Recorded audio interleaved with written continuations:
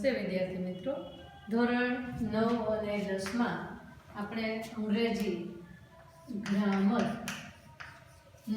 Main topic tenses શરૂ કર્યો છે. એનો હવે આપણે 17મો પાર્ટ 17 પાર્ટ શીખવાના છીએ. કન્ટિન્યુઅસ પાસ્ટ ટેન્સ, ચાલુ ભૂતકાળ. ચાલુ ભૂતકાળમાં આપણે હકાર વાક્ય રચના, નકાર વાક્ય રચના અને પ્રશ્ન વાક્ય રચનાનો અભ્યાસ પૂર્ણ કર્યો છે. હવે જે આપણે ચોથો પ્રકાર છે WH પ્રશ્ન વાક્ય રચના, એનો અભ્યાસ કરવાના છીએ. હવે આ એકદમ સહેલો એવો ટેન્સ છે ચાલુ ભૂતકાળ.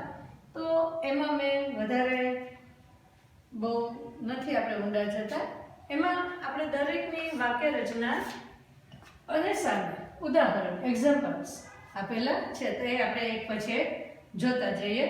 તો હું સાથે હંમેશા વોઝનો જ ઉપયોગ થાય, કેમ કે કર્તા અધ્યાર છે. આ વાક્યમાં કર્તા હોય નહીં, હું વાળા વાક્યમાં, એટલે આપણે જનરલી વોઝનો ઉપયોગ કરીએ છીએ. ક્યાંક અપવાદ પણ હોઈ શકે. તો હું પ્લસ વોઝ પ્લસ મુખ્ય ક્રિયાપદ પ્લસ આઈએનજી પ્લસ કર્મ પ્લસ અન્ય અને પ્લસ ક્વેશ્ચન માર્ક.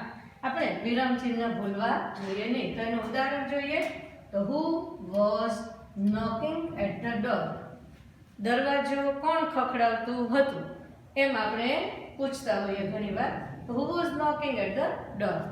તો એક વાક્ય થયું, એના જેવા બીજા બે વાક્ય તમે વિચારી શકો કે હુ વોઝ મેકિંગ નોઇઝ, અથવા તો who was running, who was watching TV, અથવા તો who was calling me. તો આવા વાક્ય ત્રણ ચાર તમારે તમારી રીતે થોડાક વિચારવા જોઈએ. હવે વોટ વાળી વાક્ય રચના જોઈએ. તો વોટ વાળી વાક્ય રચનામાં કર્મ હોતું નથી, કેમ કે શું પૂછો અને જે જવાબ મળે તે કર્મ હોય. પણ ક્યારેક કર્મ હોય પણ ખરું. કોને માટે, કોને શબ્દને અનુસંધાનમાં કર્મ હોઈ શકે. વોટ પ્લસ વોઝ અથવા તો વેર, કર્તા મુખ્ય ક્રિયાપદ આઈએનજી, કર્મ એટલે મેં કાઉન્સમાં મૂક્યું છે કે હોય પણ ખરું અને ન પણ હોય. અન્ય ક્વેશ્ચનમાં વાક્ય રચના ઉદાહરણ જોઈએ. What were you reading. What were you reading, તમે શું વાંચતા હતા. અથવા તો આપણે ક્યારેક આમાં શબ્દ પણ એડ કરી શકીએ. ધેન, ત્યારે તમે શું વાંચતા હતા, અથવા તો તે સમયે શું વાંચતા હતા. એના જેવા બીજા વાક્ય પણ તમારે તૈયાર કરવા જોઈએ. તો વોટ વોઝ હી ડુઈંગ, બરાબર. વોટ વોઝ હી ઈટિંગ, અથવા તો વોટ વેર ધે પ્લેઇંગ, તેઓ શું રમતા હતા. તો આવા બે ચાર વાક્ય બીજા તમારે તમારી રીતે વિચારવા જોઈએ. હવે આ જે છે ચારનું ગ્રુપ, વેન, વેર, વાય અને હાઉ, એની વાક્ય રચના હંમેશા એક સરખી જોવા મળે છે. તો આપણે એ ચારેયનું ગ્રુપ મેં સાથે લીધું છે, ઉદાહરણ અલગ અલગ લીધા છે. વેન, વેર, વાય અથવા હાઉ, વોઝ વેર પ્લસ કર્તા પ્લસ મુખ્ય ક્રિયાપદ પ્લસ કર્મ અને પ્લસ અન્ય અને ક્વેશ્ચન માર્ક. હવે વાક્ય જોઈએ. વેન વોઝ શી ક્રાઇંગ, તે ક્યારે રડતી હતી. વેર વેર ધે પ્લેઇંગ ક્રિકેટ, તેઓ ક્યાં ક્રિકેટ રમતા હતા. વાય વોઝ ફાધર શાઉટિંગ, પિતા શા માટે બૂમો પાડતા હતા. હાઉ વેર વી સ્પીકિંગ, અમે કઈ રીતે બોલતા હતા. તો આ ચાર સિવાયના પણ વાક્ય તમે વિચારી શકો. હવે લઈએ છીએ હાઉ મેની વાળું વાક્ય. હાઉ મેની પ્લસ કર્મ, હંમેશા બહુવચન જ હોય. હવે તો તમને પણ ખબર પડી ગઈ હશે, કાઉન્ટેબલ નામ હોય, ગણી શકાય એવું જ નામ હોઈ શકે. અહીંયા એ હંમેશા બહુવચનમાં જ આવે પ્રશ્નમાં. વોઝ વેર કર્તા મુખ્ય ક્રિયાપદ આઈએનજી અને અન્ય. વાક્ય જોઈએ. હાઉ મેની મેંગોઝ, મેંગોઝ બહુવચન છે. વોઝ શી ઈટિંગ, તે કેટલી કેરીઓ ખાતી હતી. પછી ભલે ને એક ખાતી હોય તો જવાબમાં તમે કહી શકો કે she was eating one mango. પણ પ્રશ્નમાં તો બહુવચન જ આવે, આ ખાસ ધ્યાન રાખવાનું. હવે મચવાળી વાક્ય રચના જોઈએ.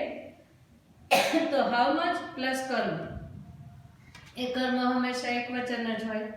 વોઝ વેર કરતા મુખ્ય ક્રિયાપદ આઈએનજી અને અન્ય. આ આખી વાક્ય રચના હાઉ મચ અને હાઉ મેની ની જુઓ તો સરખી છે, ખાલી અહીંયા એકવચન બહુવચનનો તફાવત જોવા મળે. How much rice was she cooking. કેમ કે હાઉ મચ છે એ જથાવાચક નામ છે, હંમેશા એની સાથે કર્મ એકવચન જ હોય. હુમ વાળી વાક્ય રચના જોઈએ. હુમ એટલે કોને.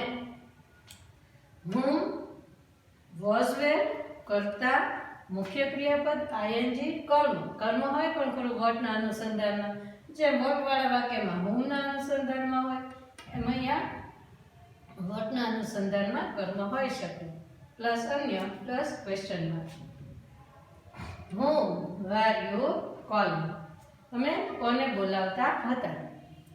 વિચ વાળી વાક્ય રચના અને હુઝ વાળી વાક્ય રચનામાં પણ તમને જરાય તફાવત જોવા મળશે નહીં, પણ બંનેના અર્થ અલગ છે. વિચ એટલે ક્યુ, એ પસંદગી દર્શક અથવા તો આપણે એને કહીએ કે વિકલ્પ દર્શક શબ્દ છે, જ્યારે હુઝ છે એ હુનું સંબંધક વિભક્તિ બને છે. કોનું, કોની, કોના એવો અર્થ થાય. હવે એની સાથે જે કર્મ વપરાય એ એકવચન કે બહુવચન હોઈ શકે. જેમ વિચમાં એમ હુઝમાં પણ આપણને એકવચન કે બહુવચન કરતા કર્મ જોવા મળે. બાકીની વાક્ય રચના આખી એક સરખી છે, તો જોઈ લઈએ. વિચ પ્લસ કર્મ એકવચન અથવા બહુવચન પ્લસ વોઝ વેર પ્લસ કર્તા પ્લસ મુખ્ય ક્રિયાપદ પ્લસ આઈએનજી પ્લસ અન્ય. Which movie were the boys watching. છોકરાઓ કયું ચલચિત્ર અથવા તો ફિલ્મ જોઈ રહ્યા હતા. હુઝ પ્લસ કર્મ એકવચન બહુવચન વોઝ વેર કરતા મુખ્ય ક્રિયાપદ આઈએનજી અન્ય. બંનેની વાક્ય રચના એક સરખી જોવા મળે. હુઝ કાર કોની કાર વોઝ માનવ ડ્રાઇવિંગ. માનવ કોની કાર ચલાવતો હતો. ગુજરાતીમાં સામાન્ય રીતે આપણે કરતા આગળ જ આવે, બરાબર. તો whose car was Manav driving. તો અહીંયા આપણે ચાલુ ભૂતકાળના ડબલ એજ પ્રશ્ન વાક્ય રચનાનો અભ્યાસ કર્યો. આ બાજુ મેં વાક્ય રચના મૂકી છે અને સામ એ શબ્દને અનુરૂપ એક્ઝામ્પલ્સ ઉદાહરણ પણ મૂક્યા છે. તો આ તમારે સ્ટડી કરી નોટમાં રાઇટ ડાઉન કરજો, ફેરબુકમાં, અને એક સાથે એક બે બીજા ઉદાહરણ પણ તમે એડ કરી શકો તો તમને વધારે આવડશે. અસ્તુ, આવજો.